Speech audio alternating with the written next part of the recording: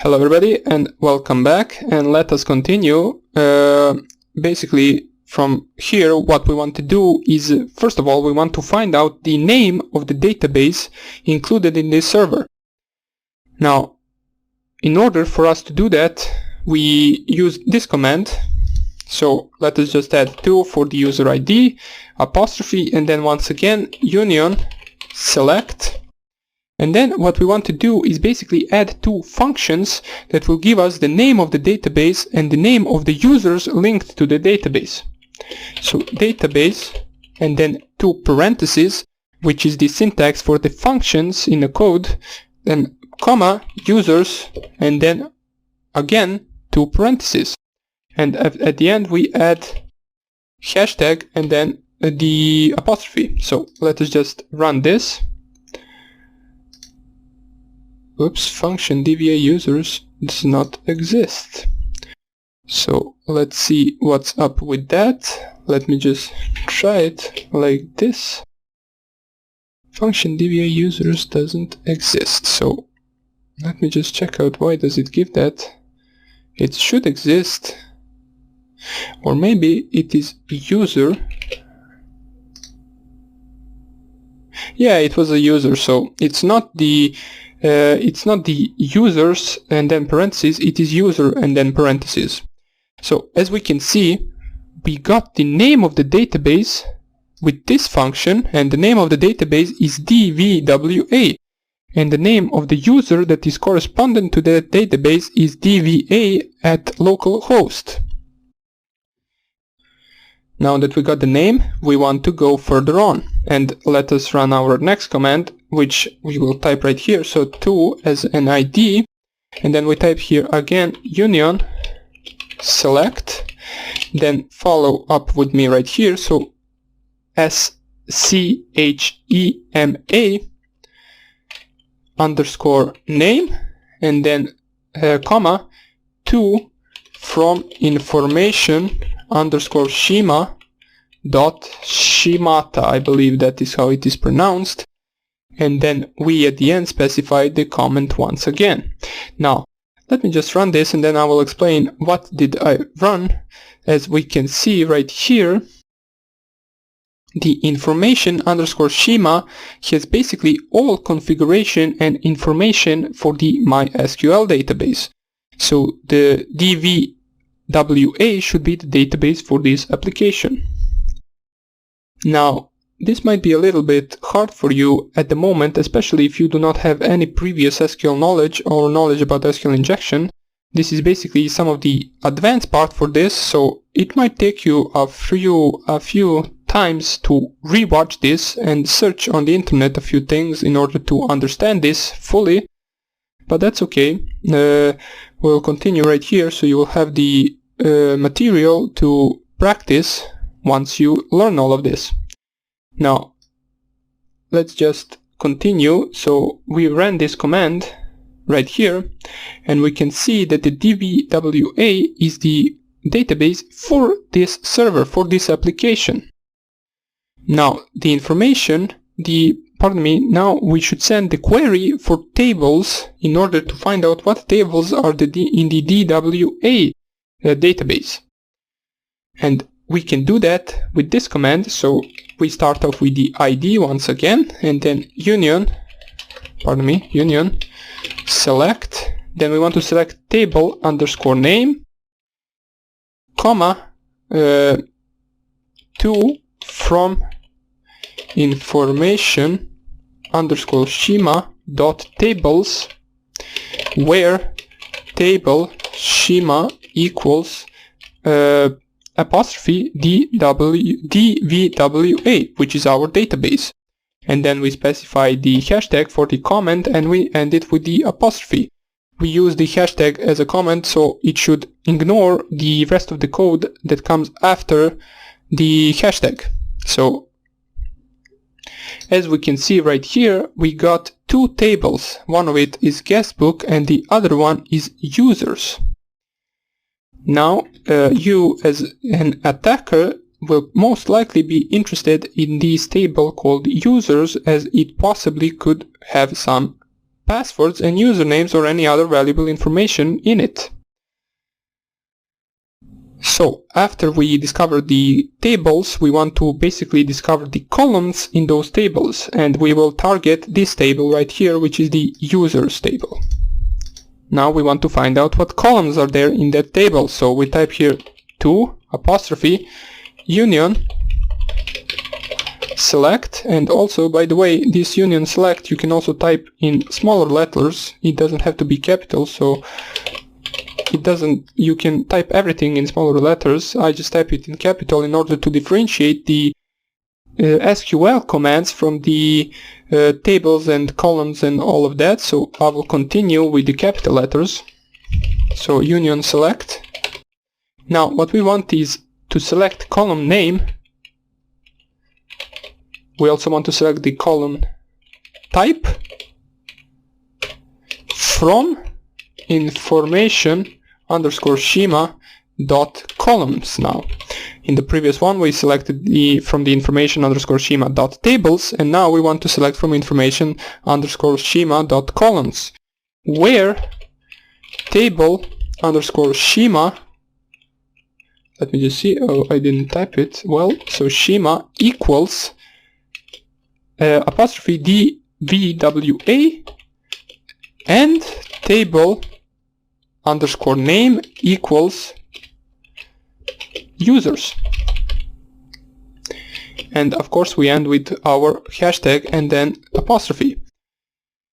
Now what we specified in this command, we basically said where table schema equals apostrophe DVWA, that's us selecting the database, and table name equals users, that's us selecting the table that we want to gather columns from.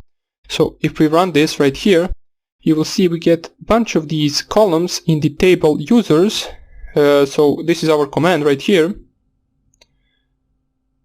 And we can see we selected the database DVWA and table name users, and we were looking for the column name and column type. The column name will be this thing, so user ID, first name, last name, user, password, avatar, and column type would be the varchar and then the number in the parentheses. Now out of all of this, we are most likely going to be interested in the password one.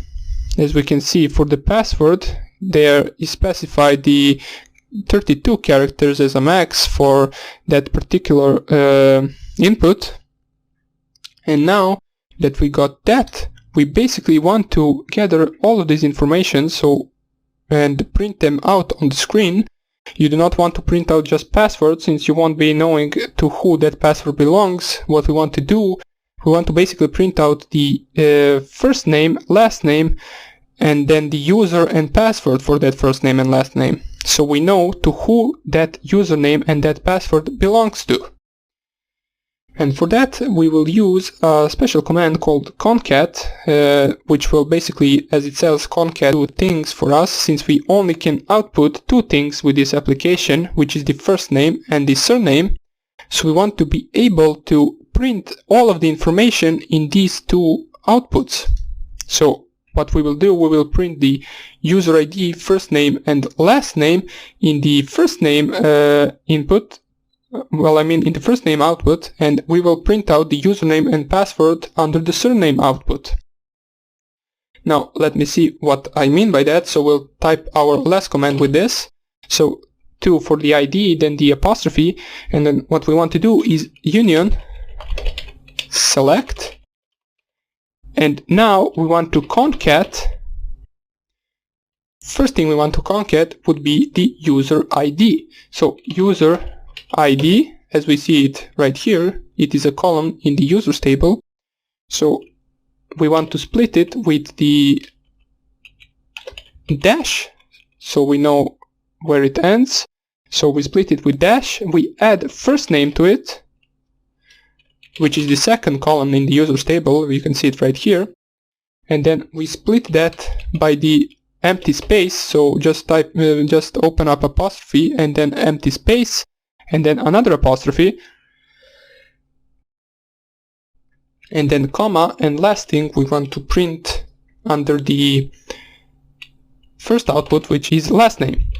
So this is our first, or let me just, maybe it's easier for you, you can't really see the command right here, so let me just type it in LeafPad, and then I will copy it to the website. So let us just open LeafPad once again so you can see the whole command, since this command could be possibly a little bit hard to understand. Just lower this so I can also open the Firefox. I do not need this, I need this. So let's start off with the command once again. So we started off as every command, which is to as a user ID, and then apostrophe, and then union select, and as I said, we want to concat a few information so that we can output all of them. We open parentheses, user ID, I believe it's that is the first column, as we can see right here, user ID. Then we want to type comma, and then open apostrophe, and then dash, close the apostrophe, and then another comma, and then first name, which is the second column, I believe. Let us check out. Yes, it is the first underscore name. Then we want to, basically what we want to is add a empty space so that we can also type the last name after it, and then last name, last underscore name, and close parentheses. So let us see if it is really last name. Yeah, it is last name. So after that we want to concat the username and password as well. So we type here comma and then concat, and we want to concat in the second output the user. So let me see, it is called the user. Yeah, it is right here. And the password. Now we will split these two with the two dots. So apostrophe, two dots, and then apostrophe, and then comma password. Let me see if it is password. It should be. Yeah, it is. So we will print out the password, and we want to select from where are we selecting all of this information. So from dvwa.user. I believe that's how it is called. So we will just type that right here. Or maybe it is users. Let me just check out if it says anything right here. Yes, table is called users. And then we add the hashtag, so it should ignore everything else from this command, from the rest of the code. So now that we selected all of this, let us try out this command. It shouldn't give us any error unless I mistyped something. So we copy this, we paste it right here, and then we submit. And as you can see, our output gave us all of the users, their username, their passwords, their first name, their last name, and their user ID. As we can see, in the first output, which is the first name, we got the user ID, which we concated these three things. Maybe he's a bad example. Let us go to the Gordon. So user ID for Gordon is 2. Then we added the dash. Then we added first name, then empty space, then last name for the first output, which is under the first name. As we can see, this right here corresponds to this. And in the surname section, we added the username and the password, which for the Gordon Brown, the username would be Gordon B, and then separated, we have the password right here. Now, you might be asking, these passwords look a little bit weird. That is because these are not really passwords, these are the hashed versions of the passwords. So if you tried to, example, log in with this password, it won't work. This is the password that is encrypted with some algorithm. I will show you how to decrypt it in a few seconds. So let us just check out some of the other users first. So we have another user under the ID 3, which is called hack and last name me. Once again, this right here corresponds to this right here. And the user for that account, the username for that account is Pablo, and the hashed version of his password is this. we can see that in total we have 6 users right here, and we got all of their passwords. Now, we got to the end of the columns, we got all of their usernames, we got all of their passwords, all of their information, yet we still can't log in since these are hashed version of their passwords. Now, the most easiest way to find out which type of encryption are they hashed is to copy the hash itself. So let us just copy the first hash. You just copy it and just paste it in Google. And if it is a known hash, it will print out what type of hash it is. Now, since I already know this is the MD5 hash,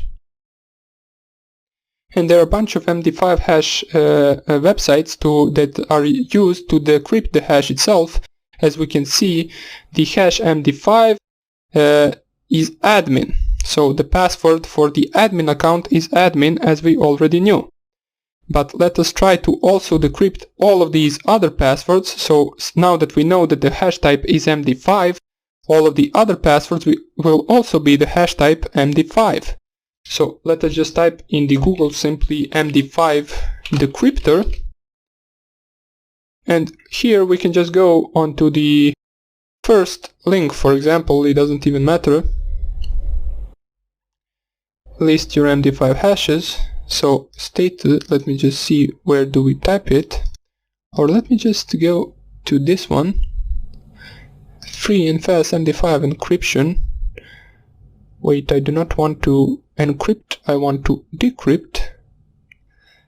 MD5 encryption. We want MD5 decryption. Here it is, but I went one step back. I believe this is the same website. Yeah, it is. So we go to the MD5 online, free MD5 decryption, and here you just type here you just paste here your hash password, and it will decrypt it if it is in the database. So let us go with the first one. Even though we already decrypted the first one and we said it was admin, let us just check that once again. So we copy, we paste it right here. So copy, paste, decrypt,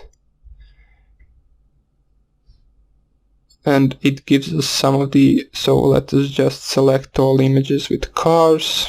I don't know why this popped up right here, but we can verify it.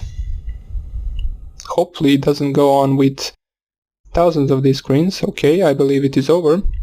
And here we can see that it found the password for this hash, which is admin. Now let us try another password from different users. So let's go with the Gordon's password.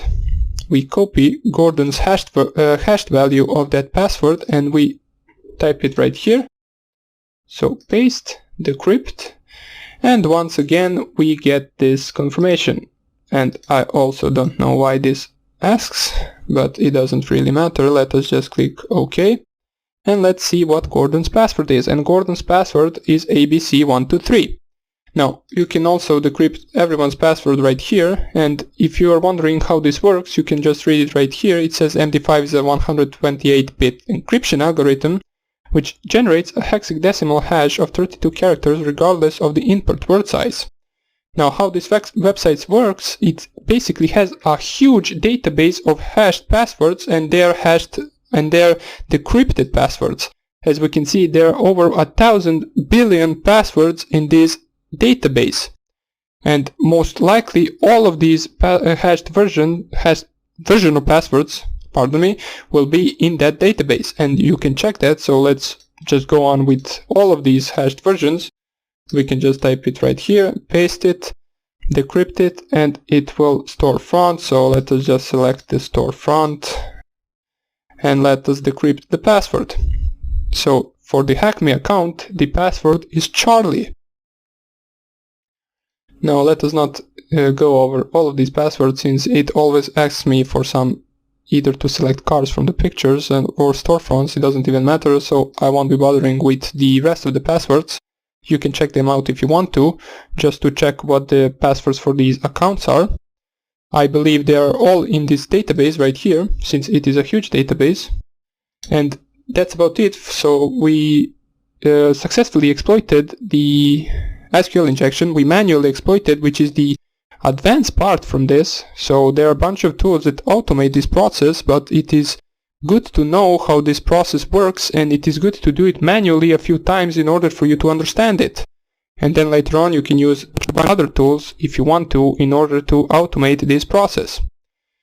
Now I will just show you in the next video what is the blind SQL injection, which is a lot harder than this one since we get the output right here, but in the blind one we will not get output, and it is most likely the case that you will always encounter. So I will show you how that works. We won't cover the entire blind SQL injection since that would take a lot of time, but I will show you how you can start with it. So that was it for this lecture, and I hope I see you in the next one. Bye.